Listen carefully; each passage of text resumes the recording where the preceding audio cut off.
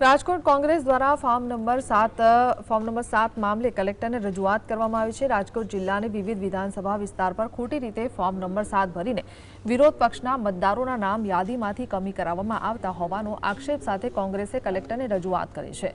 કોંગ્રેસ નેતા રાજદીપસિંહ જાડેજાએ જણાવ્યું છે કે ચૂંટણી પંચની ગાઈડલાઇન્સનું ઉલ્લંઘન કરી મતદારોના નામનો દુરુપયોગ થઈ રહ્યો છે। આ મામલે જવાબદારો સામે એફઆઈઆર નોંધવાની માંગ કરવામાં આવી છે। કોંગ્રેસે પોલીસ કમિશનરને આ લેખિત ફરિયાદ કરવાની અને જો ન્યાય નહીં મળે તો 17 તારીખ બાદ ઉગ્ર આંદોલન કરવાની ચીમકી ઉચ્ચારી છે।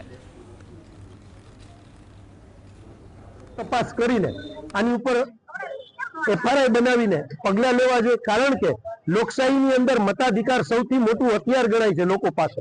જો એની ઉપર તરફ મારવાનું કામ કોઈ પણ વ્યક્તિ કરતું હોય તો એના ઉપર જે ચૂંટણી પંચની ગાઈડલાઇન્સ મુજબની જે કલમો છે એ રીતની એફઆઈઆર થવી જોઈએ।